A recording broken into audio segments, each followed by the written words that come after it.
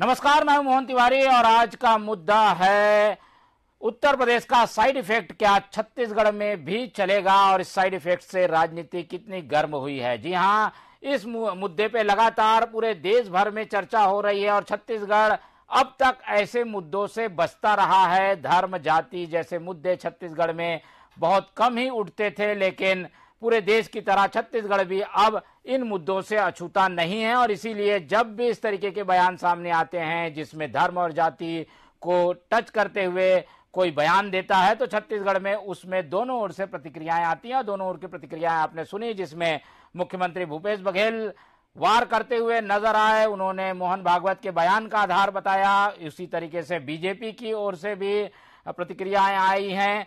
तो क्या ये राजनीतिक मुद्दा छत्तीसगढ़ में भी है, यही हमारी चर्चा का आज विषय है। मिलते हैं उन मेहमानों से जो इस चर्चा में हमारे साथ रहेंगे। हम बहुत स्वागत करते हैं, स्टूडियो में हमारे साथ मौजूद हैं वरिष्ठ पत्रकार के रूप में अनिरुद्ध दुबे जी। कांग्रेस का प्रतिनिधित्व करने के लिए हमारे साथ जुड़ रहे हैं किसान कल्याण जो बोर्ड बना है उसके अध्यक्ष भी हैं, प्रवक्ता भी हैं और धर्म के जानकार भी हैं। उनके भाल में लगा हुआ तिलक बताता है कि वो किस तरीके से धार्मिक भी हैं। हमारे साथ सुरेंद्र शर्मा जी जुड़ रहे हैं, उनका भी बहुत स्वागत है। और भाजपा का पक्ष रखने के लिए चंद्रशेखर साहू पूर्व मंत्री जी हमारे साथ जुड़ेंगे। तो तीनों मेहमानों का हम स्वागत करते हैं और इस चर्चा को शुरू करते हैं। सबसे पहले हम सुरेंद्र शर्मा जी की ओर जाएंगे। शर्मा जी, आमतौर पर छत्तीसगढ़ में तो कम से कम ये देखा गया कि धर्म और जाति जैसे मसले कभी चर्चा में आए नहीं, और आए भी तो उन्हें कोई जनता ने हाथों हाथ नहीं लिया, ना ही राजनेताओं ने हाथों हाथ लिया। पर अभी कुछ महीनों से लगातार जो घटनाक्रम हो रहा है, कुछ बाबा आए, उस दौरान भी बयानबाजी हुई। अब उत्तर प्रदेश में जो कुछ हो रहा है उसको लेकर बयानबाजी का दौर चल रहा है। तो अलग अलग बयान हमें देखने को मिल रहे हैं और आज मुख्यमंत्री ने तो सीधा वार मोहन भागवत के बयान से कर दिया है। क्या माने कि जाति वाला असर, धर्म वाला असर छत्तीसगढ़ में भी हो सकता है, इसलिए आप लोग बैकफुट में ना जाकर आगे फ्रंट फुट में जाकर खेल रहे हैं? नहीं, बैकफुट में जाने का सवाल ही नहीं पैदा हो रहा। भारतीय जनता पार्टी और आरएसएस जो है हमेशा ऐसी इस बात का प्रयास करती है कि विमर्श में बेरोजगारी, महंगाई, देश की सुरक्षा, देश का विकास, इसको इस विषय में तो उन्होंने कुछ किया नहीं है। इसलिए हमेशा ये प्रयास होता है कि इस तरह के विषय सामने लाए जाए। जैसे अभी अडानी का बड़ा भारी प्रकरण है जिसमें 46,000 करोड़ रुपया LIC का स्टेट बैंक का डूबने की तैयारी में है। तो इस विषय पर चर्चा ना हो इसलिए ऐसी बातें छेड़ दी जाती हैं जिसमें हर किसी व्यक्ति को रुचि होती है। माननीय मोहन भागवत जी ने ये आरोप लगाया है कि पंडितों ने जाति व्यवस्था को कायम किया, जबकि इसका कोई आधार किसी शास्त्र में, किसी ग्रंथ में, किसी उपनिषद में कहीं पर भी नहीं है। ये बात जरूर है कि वर्ण व्यवस्था की चर्चा गीता में भगवान कृष्ण स्वयं कहते हैं कि पूरे संसार जो है 3 गुणों से संचालित होता है, सतोगुण, रजोगुण और तमोगुण। और इस गुणों के मिश्रण के परिणाम स्वरूप 4 वर्ण होते हैं। व्यक्ति 4 वर्ण के होते हैं और उसमें भी ऐसी कोई प्रतिबंध नहीं है कि एक वर्ण का व्यक्ति दूसरे वर्ण में नहीं जा सकता। जिसके चरित्र में परिवर्तन हो जाता है, विश्वास में परिवर्तन हो जाता है, ऐसा व्यक्ति एक दूसरे वर्ण में जा भी सकता है। अब सवाल ये है कि जो जाति व्यवस्था के संबंध में ब्राह्मणों के ऊपर आरोप लगाया गया है, अब मेरा कहना यह है कि जाति व्यवस्था तो जरूर ब्राह्मणों ने नहीं बनाया है, मगर आरएसएस का गठन जरूर ब्राह्मणों ने किया है। आज तक के मेरी जानकारी में जितने भी सरसंघ प्रमुख संचालक हुए हैं वो सब के सब ब्राह्मण हैं। एक ठाकुर हुए थे, बाकी चित्पावन ब्राह्मण ही आरएसएस के संघ प्रमुख होते हैं। माननीय मोहन भागवत जी भी उसी श्रेणी में आते हैं। तो एक विषय ये हो सकता है। दूसरा, मुझको ये समझ में आता है कि कहीं ऐसा तो नहीं है कि देखिए, पूर्व में मोहन भागवत जी ने ये कहा था कि आरक्षण अब समाप्त हो जाना चाहिए। तो आरक्षण समाप्त होने के लिए जाति प्रथा समाप्त होनी जरूरी है, क्योंकि जाति प्रथा जब तक कायम रहेगी, सरकार और समाज तो जातियों को स्वीकृत करती है और इसी आधार पे आरक्षण भी है। तो मुझको ऐसा लगता है कि ऐसा तो नहीं है कि जाति प्रथा पर प्रहार करके आरक्षण को समाप्त करने की कोई योजना हो, या फिर अडानी के विषय से लोगों का ध्यान भटकाने के लिए इस तरह की बातें जो की जा रही है। ये निश्चित रूप से समाज के लिए, देश के लिए अच्छा नहीं है। आज हम इतना आगे बढ़ चुके हैं, हम लोगों को देश के विकास के बारे में, महंगाई के बारे में, इसके संबंध में चर्चा करनी चाहिए। ये सब जाति और धर्म के बारे में चर्चा करके समय को जाया करना या विषय को इधर उधर करने की कोशिश के सिवाय कुछ नहीं है।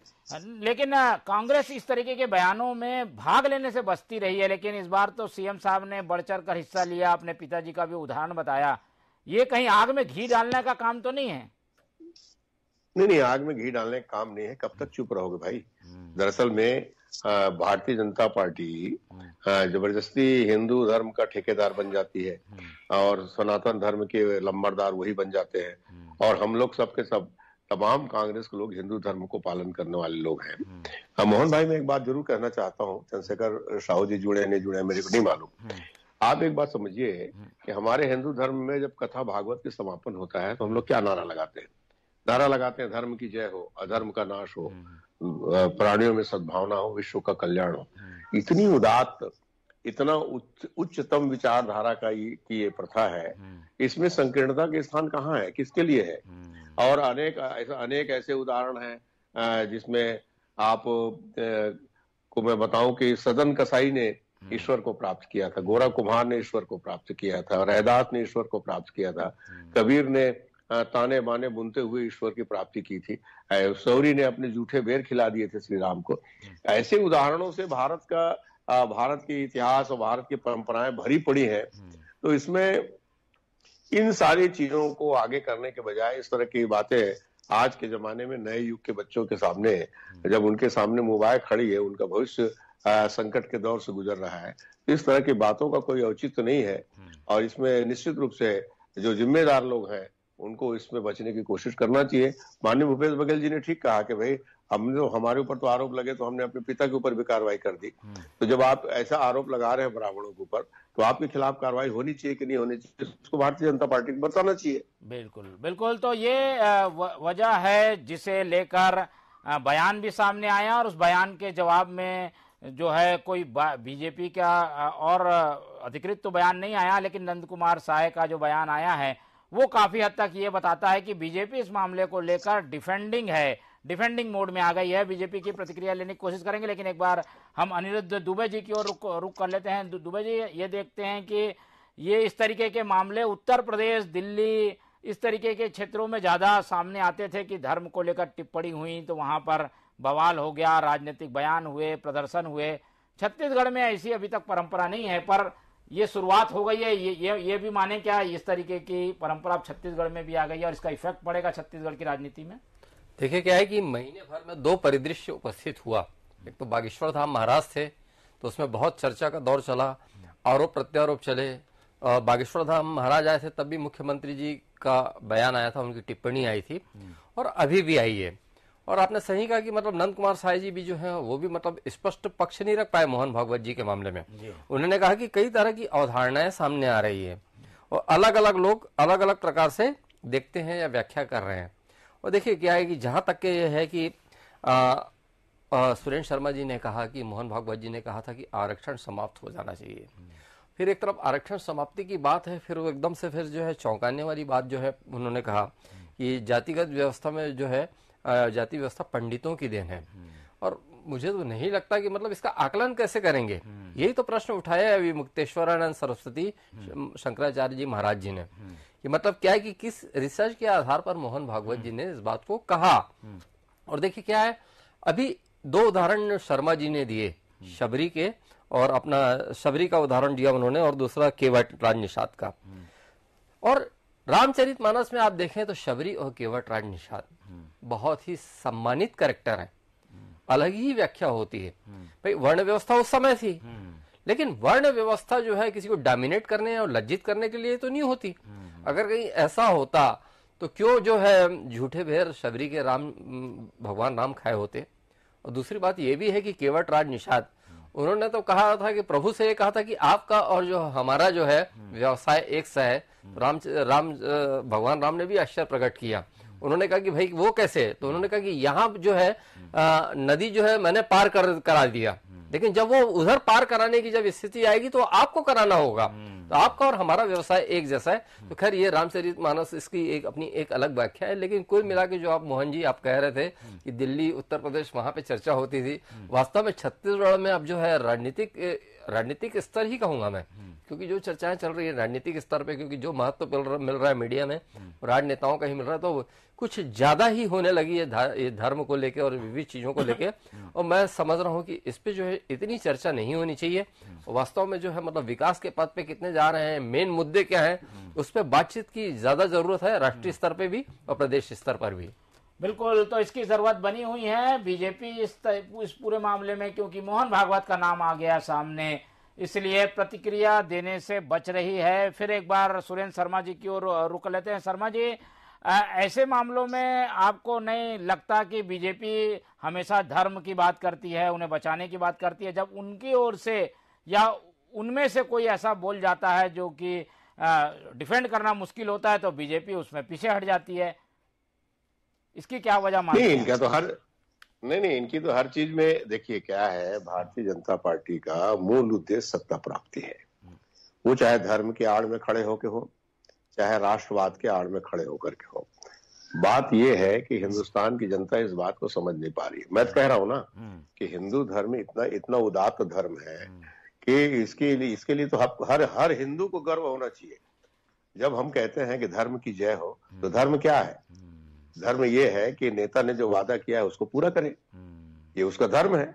सैनिक का धर्म है सिर्फ सीमा में रक्षा करना। आप पत्रकार हैं तो आपका धर्म है कि आप सत्य को लोगों के सामने प्रस्तुत करें। जिस धर्म का तात्पर्य क्या है? धर्म का तात्पर्य कोई पूजा पाठ की पद्धति थोड़ी है। धर्म का तात्पर्य ये है कि जो धारण करने योग्य है। एक पिता है अगर आप, तो आपका अपना धर्म है, पुत्र है तो अलग धर्म है, राष्ट्रपति अलग धर्म है, नागरिक की हैसियत से अलग धर्म है।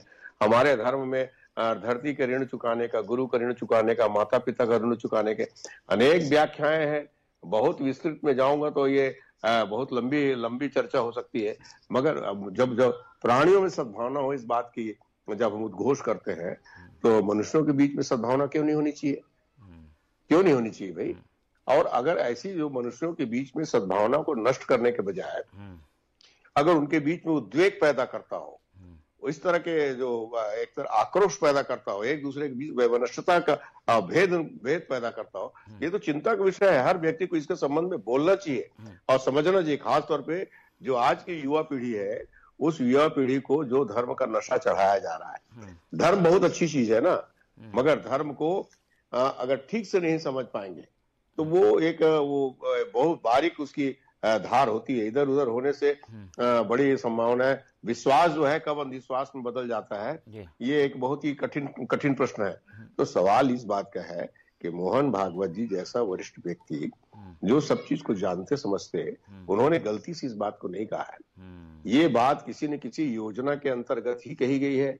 और मेरी जो शंका है, मैं राजनीति का छोटा मोटा विद्यार्थी हूँ, मेरे को जो समझ में आता है या तो अडानी के मामले से विषय को इधर उधर करने की कोशिश है, या फिर इस बात की कोशिश है कि भाई जाति प्रथा पर प्रहार करो, कि भाई ब्राह्मणों ने जाति बनाई है तो ठीक है, जाति प्रथा जब समाप्त हो जाएगी तभी तो आरक्षण समाप्त होगा।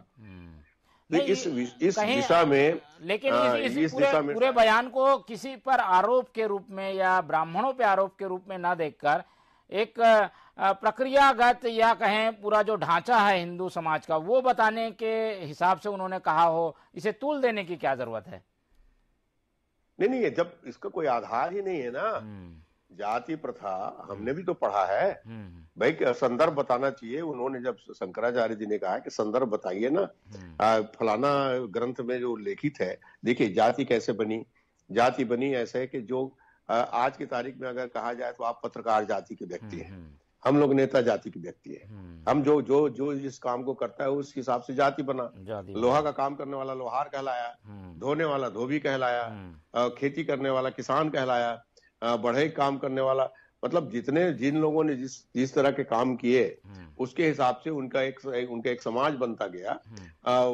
चाहे पटेल लोग हों, सब्जी की खेती करते हैं, काछी लोग हैं, पनका लोग हैं, सब जितने समाज जो बने हैं उसका आप देखिए ना, एक कार्य विशेष के लिए वो पहचाने जाते हैं। उस कार्य को करने वाले लोग जो है उस जाति प्रथा के, उनके काम के नाम से उनकी जाति बनी है, उसको पुकारने लगे कि जाओ बढ़ई को बुला के ले आओ। आज हम बोलते हैं ना, जो है मैकेनिक को बुला के ले आओ, तो मैकेनिकी उसका जात थोड़ी है, उसका धर्म थोड़ी है, मैकेनिकी उसका काम है।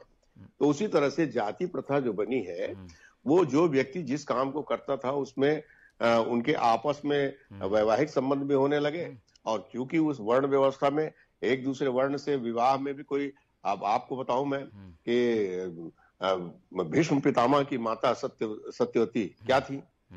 मछुआरन थी जी। आपको पता है कि नहीं? जी पता है। सत्यवती जो है मछुआरन थी, और उन्होंने भीष्म जैसे व्यक्ति को जन्म दिया। मैं अनेक ऐसे उदाहरण गिना सकता हूं मोहन भाई, मगर सवाल इस बात का है कि ये जानबूझ के लोगों के बीच में विवाद पैदा करने की जो स्थिति की जाती है, इसके पीछे मेरे को एक बात समझ में आता है कि कोई बेरोजगार ये ना पूछे भैया मेरे को नौकरी कब मिलेगी या मेरा रोजगार कब पैदा होगा। कोई गृहिणी ये मत पूछे कि भाई ये 1200 सिलेंडर जो है ये 600 रुपये फिर कब होगा, हम इसके मारे हमारा जीवन हल्कान है। कोई ये मत पूछे कि मेरे बच्चे की फीस इतनी ज्यादा नुकसान कर रही है ना बीजेपी, तो अपने कोर वोट बैंक को ही डैमेज कर रही है। ऐसे में कौन जो बीजेपी है इस तरीके के बयानों से, तो उसका कोर वोट बैंक है जो सवर्ण लोग हैं वो माना जाता है, वही अब अपने सवर्ण वोट बैंक को क्यों डैमेज करेगी बीजेपी? ये गलती से तो नहीं हो गया? नहीं, गलती से नहीं हो गया। उनको ऐसा लगता है कि बहुत सारे लोगों को ये लगता है कि 15% लोगों को एक तरफ कर दो तो 85% लोग एकजुट हो जाएंगे।